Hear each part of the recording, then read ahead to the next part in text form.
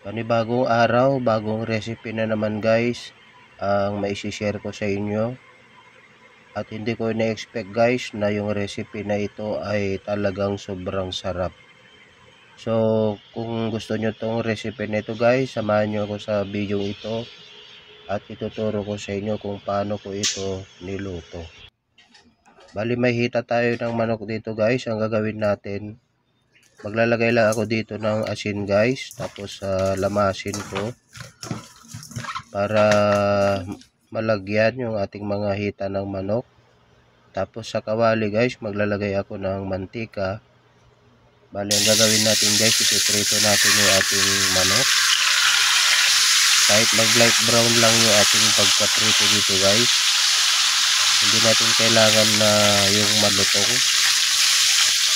Pag ganito na guys, pwede na natin baliktarin para maluto naman yung kabilang side.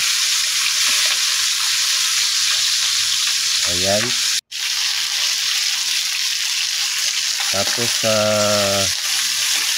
pagka okay na, balihakuin na natin yung ating manok guys.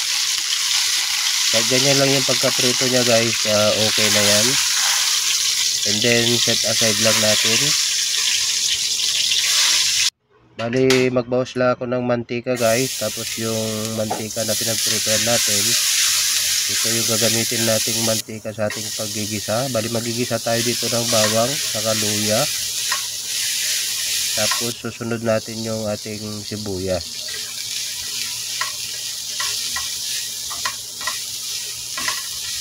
Ayan guys, bago tayo magpatuloy, sa mga hindi pa po nag-subscribe dyan, subscribe po yung ating channel guys. And don't forget to click the notification bell para lagi kayo updated sa mga bagong upload nating mga video. Bali, ilalagay ko na yung prinito nating manok guys. Maglalagay ako ng tubig, paminta, tapos laurel. Tapos takpan natin guys. Iluluto lang natin to kahit mga 20 minutes. At after 20 minutes guys, pwede na nating ilagay yung ating purong gata ng nyog. Tapos maglalagay tayo dito ng pechay para lalong mas masarap guys. Bali mag-a-add ako dito ng dahon ng malunggay para mas lalong masustansya yung ating lulutuin na manok. Maglagay ako ng siling labuyo, tapos titimpla natin ng asin at kaunting MSG. Ayan, takpan lang natin guys, mga 5 minutes lang hanggang maluto lang yung ating gulay. At ito na nga guys, luto na yung ating gulay. Tapos antay lang natin konti guys na medyo mabawasan yung kanyang sabaw. Sa ginataan kasi guys, mas masarap na yung may sabaw siya. Ayaw ko kasi yung naglalatik yung gata niya guys. Mas masarap yung may sabaw konti yung ating gata. At ito na nga guys, luto na yung ating recipe ngayong araw, yung ating ginataan na manok.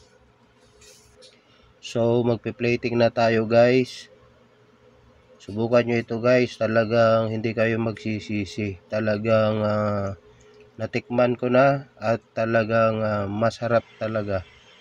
Madali lang ito lutuin at alam kong magugustuhan nyo. Alright, thank you so much sa inyong lahat dyan and God bless.